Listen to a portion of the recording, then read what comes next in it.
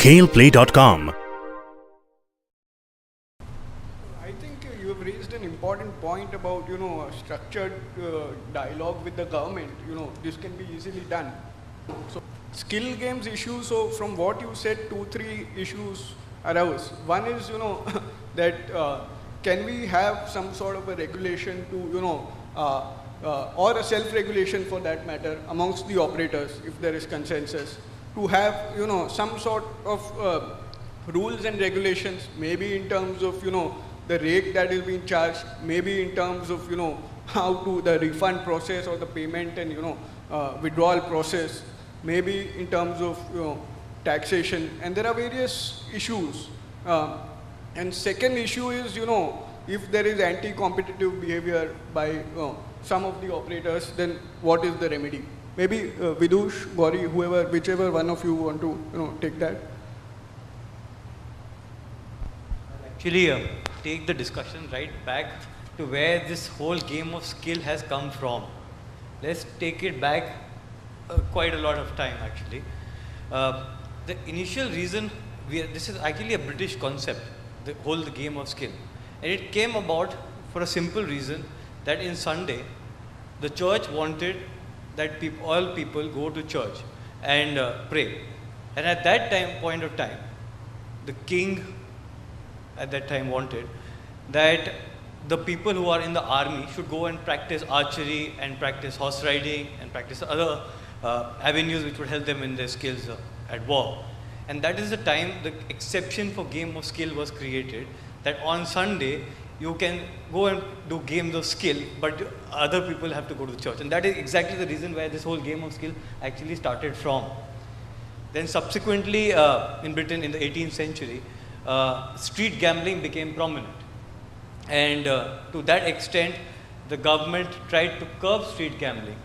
But they did not want the rich gentry. The rich gentry obviously objected. They were a part of the House of Lords and other influential societies. And they objected to the fact that they always wanted a right to place wagers or bets.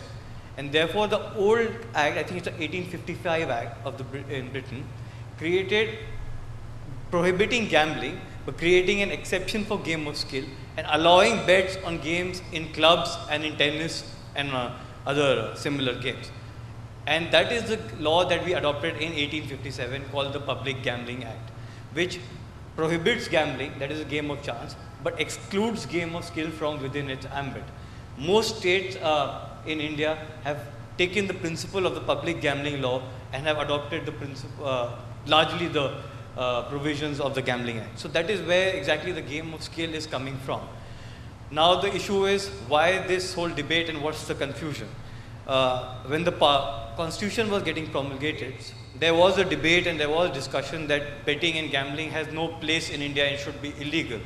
At that point of time, some states actually raised an objection and raised an issue that we want gambling in our states to be legal because that's a source of revenue for us. Something like a state of Assam actually raised that in the constitutional debates. And therefore it was decided that gambling, that is premises-based gambling, should be within the power of the state. And remote communication was within the power of the center. I'm sure in 1857 they never thought about the internet, the computers, the mobile and whatnot. I think it was a science fiction for them at that point of time, or maybe not even that. I think with the advent of technology, what has happened is there's a confusion that is created where gambling or gaming is being offered online, and now the confusion lies whether it falls within the ambit of the state, that is under the entry of betting and gambling, or it lies within the ambit of the central, the union government. So I think that is where the confusion lies. There is an issue, who should regulate, how it needs to be regulated. And the third part is, if gambling is to be regulated by the state, then who is to regulate the game of skill, whether it is still with the center or the state. So I think that is where the issue actually emanates from.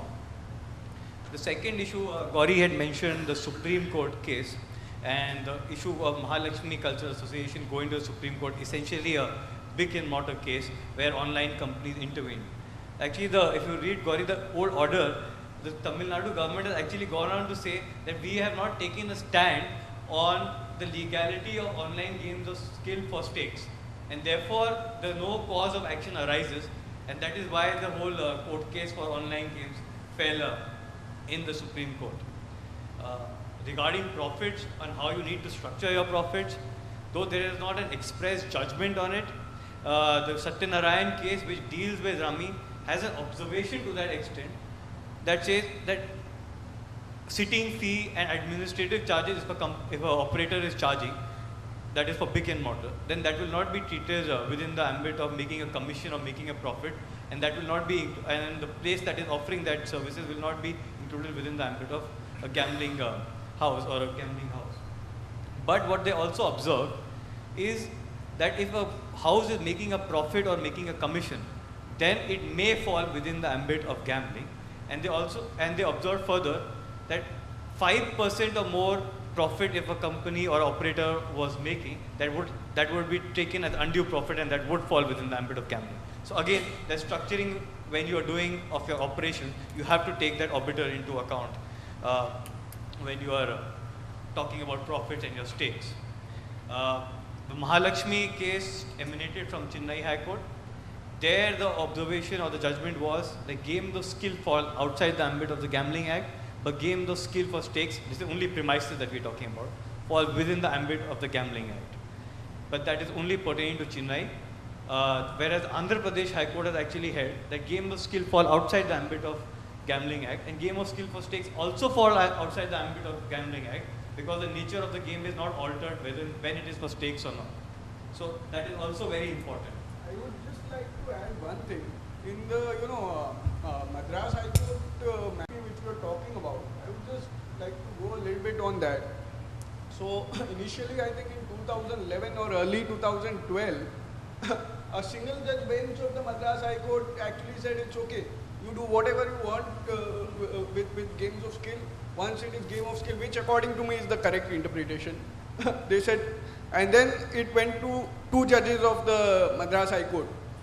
And they said, they gave, frankly, there were no legal arguments in the division bench of the Madras High Court, but they said, due to, impact on players and all, for some reasons, they quoted religious arguments to say that, you can't have, real money put on even games of skill, though nowhere it was disputed that rummy is a game of skill in all the judgments. Andhra High Court, there are various judgments, including a recent one which says whatever be the stakes, you can operate, and there is no problem with that. So, I think I would want to take slightly aggressive, view here when you read Satyanarayan judgment, right? Because there it was more to do with criminal, prosecution and criminal investigation, and in that context, that judgment was being discussed, before the Supreme Court. So the way to look at the law, right? It clearly says that the games of skill are excluded. The moment the games of skill are excluded from the purview of the law, then in my view, whether profit, no profit, how you structure your commercial should not have any impact, in my view. But the way the Supreme Court was looking at it, it was more from a investigative perspective. If you, read the complete history of that particular development, that if you see I think, let us understand why the courts, for your industry, it is extremely important to understand why do courts hesitate to take a firm view on the games of skill. It is because there is a perception or apprehension that there are brick and mortar clubs that are running. If you simply say, give a carte blanche saying that, okay, you can have your clubs where games of skill, there is no issue whatsoever. The moment that happens, then there is the courts always have this, thing in mind that there are certain clubs of shady places, that is the way some of the court judgment also, refer to, that there could be some places where, in fact, under the guise of games of skill, there may be some underhand activities happening which are more to do with the, which on the nature of gambling. So it is extremely important, I'm making a slightly different point here. It is extremely important for all of you to keep your entire business models completely above board, especially in the online space. And coming to the point where, Ajay mentioned on self-regulation as well. So the way to look at it, in my view, coming back to the point I was making, Satyanarayan case has to be looked at in a particular way. It was in relation to the criminal prosecution, and the way the court was looking at it is that the police can investigate, if there is any, if even if it's a game of skill, there is any profiteering, they can go and investigate that particular issue, because they don't want the authorities to, or the clubs to come behind the authorities to say that you cannot investigate me at all. So that is one. Number two, on the self-regulation that he mentioned, the most important point is, especially in the online space, as you know, in the Gaussian network case, they mentioned that, there could be some tampering happening on the side, and even if you see, there are certain consumer protection judgments also where, for example, hot seat or whatever, those for Kaun Banega Karodpati cases and all that, there is always an apprehension that something you cannot visualize. There is a possibility of something being done on the, on the back. So, consumer protection issue in detail, because no, I'm just on the self-regulation. So the point that you raised, I just want to say that it is very important for your industry to have a self-regulation in place on all these issues, where even if there is an investigation, you are able to say that this is the way we are adhering to, and if some member is not adhering to that, that particular self-regulation should be, actually taking care of those issues as well. So there is a National Broadcasters Association. There is a Broadcasters Complaint Association. So all these self-regulation bodies are already there in the media space, which do a lot of self-regulation, and the operators, the broadcasters also take them very seriously, because there is censure, there is naming and Advertising Standards Council. You're right. So what's your view on self-regulation, and also any thoughts on the discussions? Yeah, first of all, I'm very happy to just have the lawyers do all the talking. I'm learning a lot, so thanks for that. Self-regulation, instinctively, here's my reaction. Why do you need self-regulation? Two possible reasons. One, which I think is valid in this case, and the other is not valid. The invalid reason is to look after the consumers. I don't think you need self-regulation for that, because competition is the best regulation. If you simply allow legitimate players to enter the market, and you don't have those regulatory barriers to entry, then competition alone will make sure that different operators will compete to provide the best services possible to the users. So to me, that is not a reason I'd really look at carefully. But the valid reason is a reason of optics, that you want to, as an industry, go to the government, go to the court, and say that, look, we are working hard on providing a clean service. All your worries are unfounded. This is a self-regulatory body. These are our standards, and so on and so forth. Everyone signed on. Everyone's on board. To me, that's a legit reason, and that's a good reason to have it. But that's an optical reason, in terms of dealing with the government and the courts. In terms of actually good business practices, I think competition is the best regulation.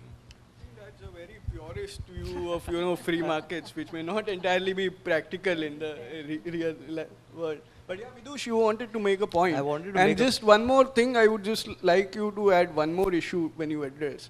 So, you have co-authored a book with Justice Mudgal on sports law, where you have mentioned that, 96 judgment, where betting on the skills of a horse is a game of skill. Taking from that, you have even ventured to say, as far as saying that, even sports betting might be legal today because it's a game of skill. You are betting on the skills of a human being. You have to do a lot of research to bet.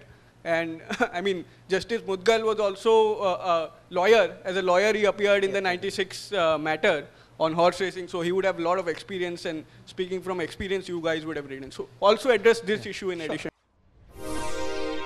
Visit KhelPlay.com now.